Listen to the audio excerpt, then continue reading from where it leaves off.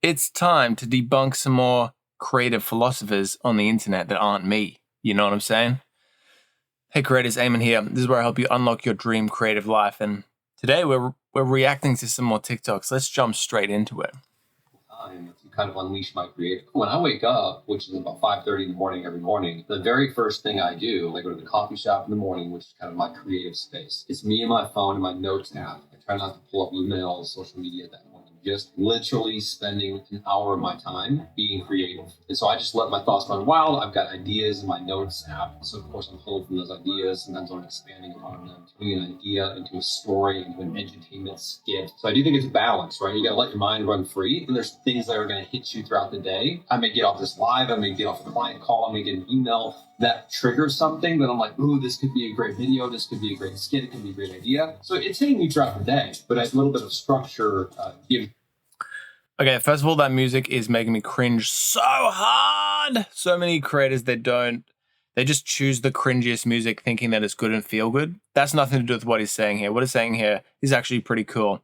The only gripe that I have is that who has the time to just like wake up, go to the coffee shop, sit down, shut everything out and spend an hour, during doing creative, like coming up with creative ideas. Like, I don't know what this guy does for a living, but that's awesome that he has the time to do that, because I definitely don't have the time to do that. And if you are a creative person, it'd take a lot of discipline to find the time to do that. So, yeah, I mean, like it's a great idea in terms of like, especially when you're just fresh in the morning. I think, your brain waves are in theta or something like that.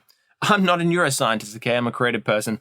And yeah, you definitely, would be in a state that you can come up with more ideas, which is cool. So I do love that idea. And I think, having brainstorming sessions where you're just coming up with ideas or attacking ideas is really cool. The way I do this is with friends, right? So probably once a week, I'll hang out with a friend or a couple of friends. Just last night, I had a board game session with the boys, and they're all entrepreneurial creative guys, right? And while we're playing board games, we just kind of throw out what we're doing right now, and other people just kind of dissect those ideas and rip them apart. So that's another great way to do what he's saying here. I like the idea of it, but yeah, I don't know about you, but I don't really have the time to just wake up at 5:30 and go and sit in a cafe and do that. I would definitely prefer to go to the gym or something like that. And ideas that they do come to me throughout the day, as he says. But yeah, so cool idea. Might work for you, might not work for you. What's this guy have to say? You acquire creative theory understanding. But one, you get a graphic design degree. I say that here because, quite frankly, I think this is something that I personally am extremely grateful to have gotten. I've did my full education, got my diploma in graphic. Okay, I'm gonna stop you right there. This is very anecdotal, and he's pushing creatives to get a degree. So strong disagree. I have a degree, right, and it has been very helpful to get me to where it was a fun experience, I'll say. It did cost me money, right? And if I just doubled or tripled or quadrupled down on just getting out there, trying to drum up business and getting practice doing creative things, I think I'd be further along in my creative career than if I didn't. It was fun, but I was young and like wasn't really paying attention. And a lot of the time they were teaching us a lot of useless stuff. Like, look at this film from 100 years ago, and the film history teachers are just loving it and frothing it. And we're all just like, why are you showing us this, So I don't know if I agree with that advice. I'm not even going to watch the end of it because he's just straight up like, it helped me. You should do this. So not really a bad advice that does that.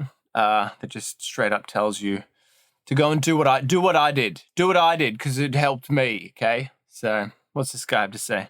Oh, this is Robert Greene. He wrote all those books, Well, highly creative people do not need this extra bit of stimulation. They have managed to retain or rediscover that fluid original mind of the child and wedded it to all of this knowledge and experience, giving them what I call the dimensional mind, a mind capable of seeing more dimensions of the visible and invisible world around us. High-level creativity requires these two elements.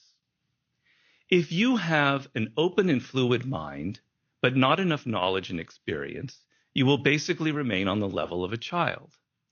If you have a lot of knowledge and experience, but your mind is tight and unwilling to roam, you will come up with the same conventional responses, the same A, B, and C, like Pasteur's colleagues. Like, it's hard to really dissect what he's saying there without any context, you know, like, just kind of said a lot of things and it's clearly just in the middle of a talk here. And yeah, I like what he's saying. It's like, yeah, we have a childlike mind, which is cool because we can, yeah, our mind just kind of like jumps around all the time and thinks about different things and is creative. And the way it, you know, children just have amazing imaginations and see things in a particular way. And I think creative people, their mind does operate in that particular way. So what he's kind of alluding to at the start there, you don't need extra stimulation. I'd probably agree with that because, yeah, as a highly creative person, you know, having less inputs can be of immense value sometimes, actually. But yeah, anyway, let's see what this last lady has to say. Be more creative using the neuroscience of creativity.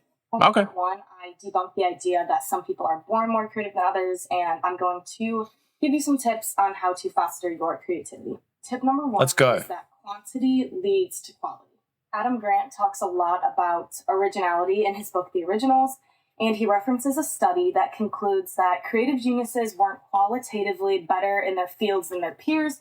They simply produced a greater volume of work, which gave them more variation and a higher chance of originality.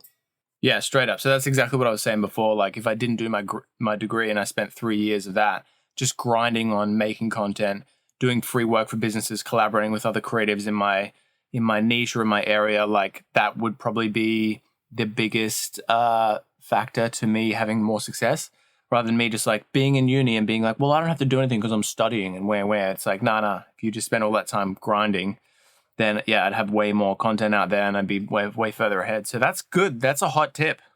So remember that one good idea is born on a mountain of horrible ideas. He talks about how our first ideas are the most obvious and conventional, but that is a necessary step to getting to the more creative original ones. He references how Edison came up with 1,093 patents, but we only remember one. The writer... Yeah, that's huge as well. Like, as much as I would love to, and I'm sure you're the same, you got to have some self-awareness here. Like, as much as I would love to say every song I write is an absolute banger, it's not. And we know it's not, you know? So yeah, that's great as well. And it's the same every, you know, I make a bunch of YouTube videos, make a bunch of property videos, make all sorts of different things. And, you know, a lot of the time it feels good creating, right? But a lot of the time you're just kind of like sifting through the process of creating until something magical happens. You just have to show up and then eventually good things happen. But the key is to just show up. Just that you take that first step every day. It's just a discipline, you know, and it's hard for creative people to be disciplined. But it's really good when you can, because then you come up with better ideas more often. Anne Lamott refers to the same sort of process in her book, Bird by Bird. She says that the only way to get to her creative, good writing is through shitty first drafts, and it's just a necessary part of the process. This sounds really intimidating and like it might take a lot of time, but we did a practice in one of my classes where you come up with 50 ideas in 5 minutes, and it feels impossible, but you just do it as fast as you can and don't think about it. So just accept that your first ideas are going to be terrible. Just brain dump, get them out, and trust in the process. And just cringe your way through it if you have to. Okay, second one. Cringe your way through it. I like that. Because that's like, yeah, it's applying a non-judgmental approach to creating in terms of like, yeah, like that's a great idea. So for example, when I'm creating a song, right, like if you're not familiar with music production, like essentially, you know, obviously songs, they're built out like this way, but like first you want to build them out like this. So you make the drum layer, you make the main chords, you make the main melody and that kind of thing. And I'll go in when I'm making a song and I'll make that, just the first like 8-bar loop, right? And then I'm like, okay, cool. I like the key that I'm in and I like that sound, or maybe move that sound over here, try a different pattern, or like I like the drum, let's try something else over here. I'll end up making 3 or 4 like 8-bar loops in the one session and I bash it out in like half an hour, 40 minutes, because I'm just on my digital instrument over here, right? But then it's usually like, I'm like, oh, cool, I actually hate the first 3, or I hate those 2, love that one, that one's a maybe, so I'll delete 2. And then it's like, cool, I've only made one project because it's in the one project, but you're just messing with ideas, kind of like non-judgmentally moving quickly until something good comes out and you're like, that's it, that's the one. Like a sign to build more onto it, you know? So I said in the last video that being open-minded was one of the strongest predictors of creativity. So here are some ways that you can become more open-minded. To expose yourself to new ideas and new things. It doesn't have to be something that you're inherently interested in. In fact, it's probably better if it's something that you're not, because then you're just forcing your perspective to broaden. This could be something as simple as driving a different way home from work, trying a new class like pottery, an instrument, literally anything. Learn about a new culture, try a new food, read something that you would never consider reading. Even if you don't fully understand it or if you're not enjoying it, you are literally forcing your brain to make new connections.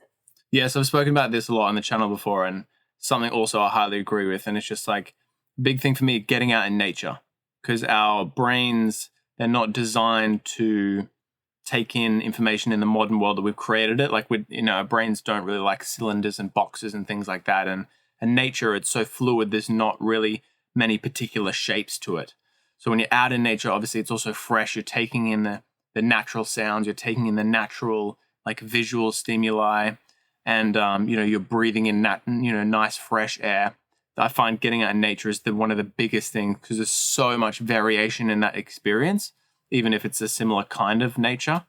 And then if you add maybe music into that, or if you're out there with a friend and you're talking about something, or if you're going to a unique spot like a waterfall or a big hike, or ideas are just going to flow through you, whether it's a day after, the same day, or a week later. You're just going to be like, oh my God, and it's going to come from that. That's been the biggest thing for me. But yeah, having variation in experience is huge for sure. Like, just doing different things and doing it more often, especially if you're not creating. It's like, okay, cool, do different things, and then it'll come, Anyway, we've definitely torn apart a couple of these TikToks today. Hopefully you've enjoyed it. Let me know your thoughts below, and I'll see you in the next video.